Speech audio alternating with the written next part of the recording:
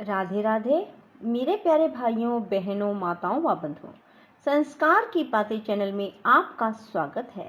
बंधुओं, आज सावन का महीना, शनिवार का दिन मैं आपको सुना रही हूँ शनिवार की कथा।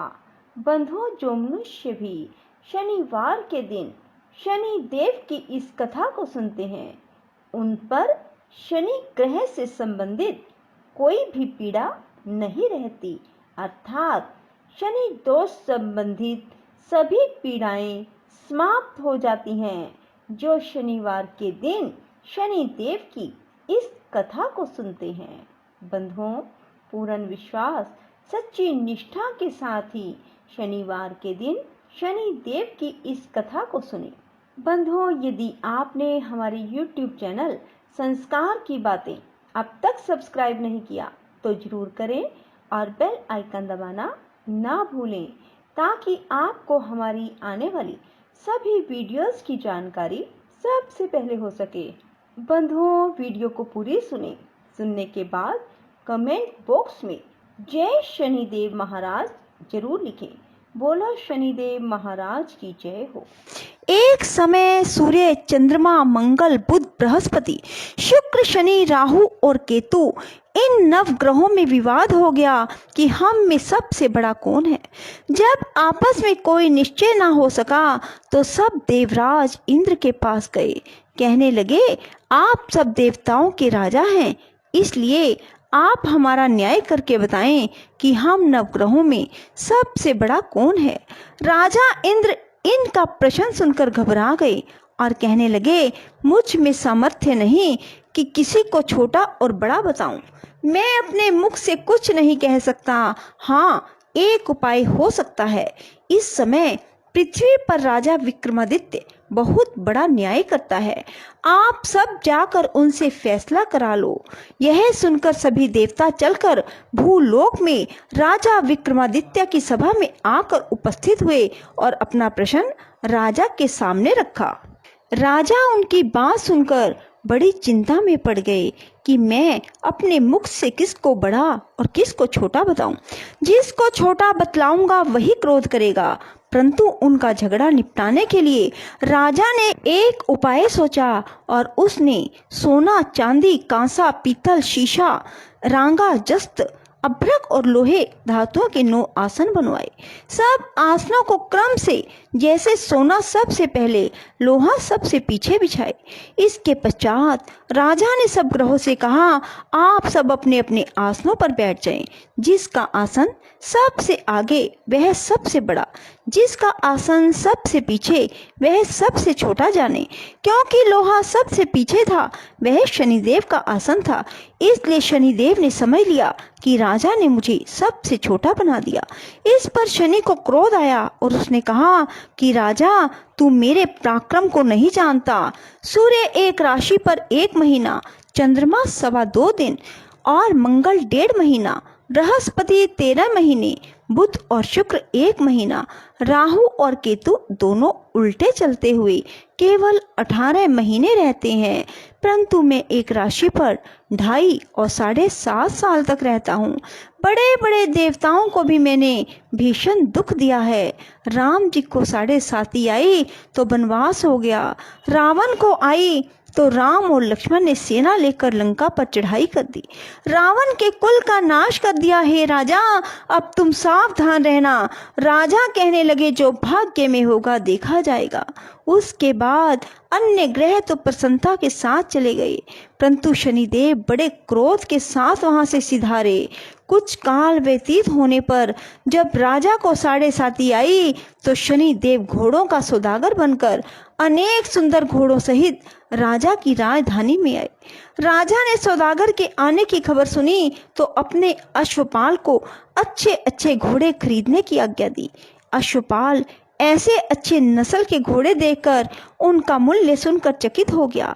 तुरंत ही राजा को खबर दी। राजा उन घोड़ों को देखकर एक अच्छा सा घोड़ा चुनकर उस पर सवारी के लिए चढ़ा। राजा के पीठ पर चढ़ते ही घोड़ा जोर से भागा। घोड़ा बहुत दूर एक बड़े जंगल में जाकर राजा को छोड़कर अंतर्ध्यान हो गया। इसके बाद राजा अकेला जंगल में भटकता रहा, परंतु देर के पश्चात राजा ने भूख और प्यास से दुखी होकर भटकते भटकते एक ग्वाले को देखा। ग्वाले ने राजा को प्यास से व्याकुल देखकर पानी पिलाया। राजा की उंगली में एक अंगूठी थी, वह उसने निकालकर प्रसन्नता के साथ ग्वाले को दे दी। शहर की ओर चल दिया। राजा शहर में पहुंचकर एक सेठ की दुकान पर जाकर बैठ गया। अपने आप को उज्जैन का रहने वाला अपना नाम बीका बतलाया। सेठ ने उसको कुलीन मनुष्य समझकर जल पिलाया। भाग्यवश उस दिन सेठ की दुकान पर बिक्री बहुत बढ़ गई। सेठ उसको भाग्यवान पुरुष समझकर भोजन कराने के लिए अपने साथ ले गया।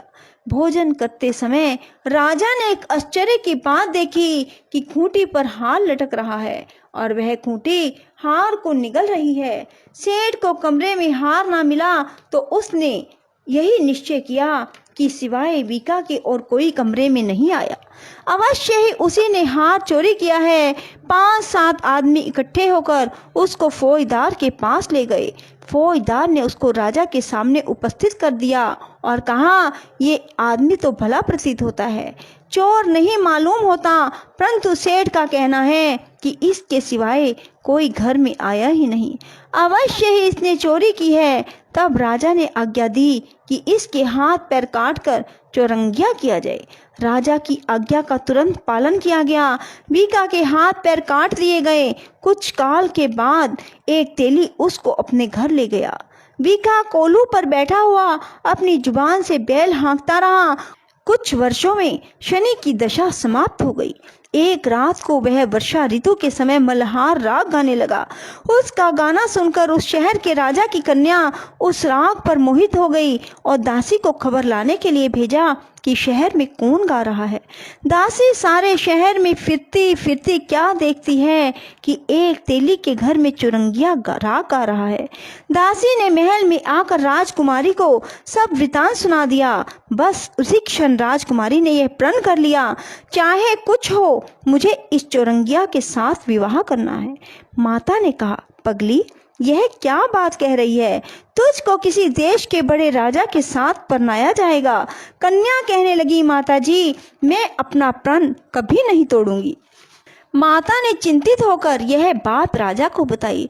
जब महाराज ने भी आकर समझाया, मैं अभी देश देशांतर में अपने दूत भेजकर सुयोग्य रूपवान बड़े से बड़े गुणी राजकुमार के साथ तुम्हारा विवाह करूंगा, ऐसी बात तुमको कभी नहीं विचारनी चाहिए।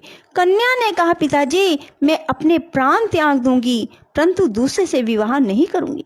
इतना सुनकर राजा ने क्रोध से कहा, यदि तेरे भाग्य में ऐसा ही लिखा है तो जैसी तेरी इच्छा हो वैसा ही कर। राजा ने तेली को बुलाकर कहा, तेरे घर में जो चुरंगिया है उसके साथ मैं अपनी कन्या का विवाह करना चाहता हूँ। अपने घर जाकर विवाह की तैयारी करो। राजा ने उसी समय राजकुमारी का विवाह चुरंगिया विक्रमादित्य के साथ कर दिया। रात्रि को शनिदेव ने विक्रमादित्य को सौंप दिया, राजा देखो मुझको छोटा बतलाकर तुमने दुख उठाए। राजा ने क्षमा मांगी। शनिदेव ने प्रसन्न होकर विक्रमादित्य को हाथ पैर दिए। तब राजा ने कहा, महाराज मेरी एक प्रार्थना स्वीकार करें, जैसा दुख आपने मुझे दिया किसी को भी ना देना। शनिदेव ने कहा, तुम्हारी यह प्रार्थना स्वीकार है। जो मनुष्य मेरी कथा सुनेगा या कहेगा उसको मेरी दशा में कभी किसी प्रकार का दुख नहीं होगा। जो नित्य ही मेरा ध्यान करेगा और चींटियों को आटा डालेगा उसके सब मनोरथ पूर्ण होंगे।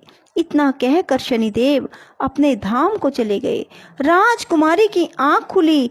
उसने पति के हाथ पांव देखे तो बड़ा आश्चर्य हुआ।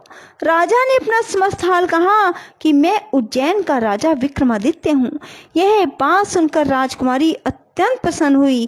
प्रातःकाल राजकुमारी से उसकी सखियों ने पूछा तो उसने अपने पति का समस्त वृतांत कह सुनाया।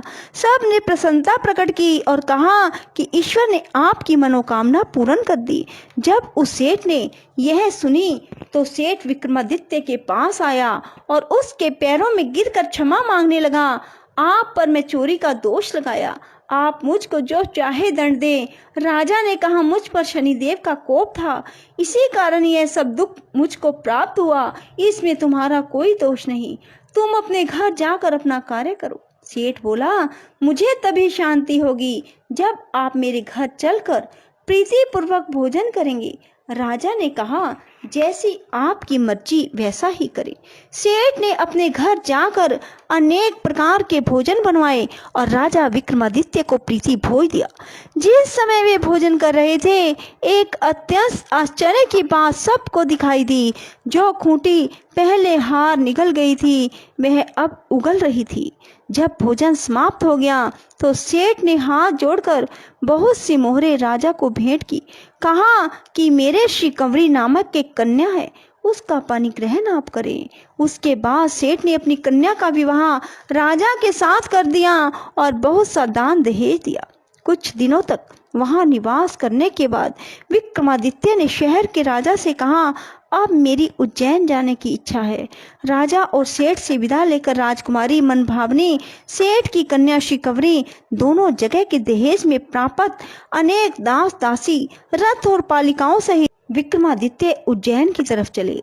जब शहर के निकट पहुंचे और पुरवासियों ने राजा के आने का संवाद सुना, समस्त उज्जैन की प्रजा अगवानी के लिए आई।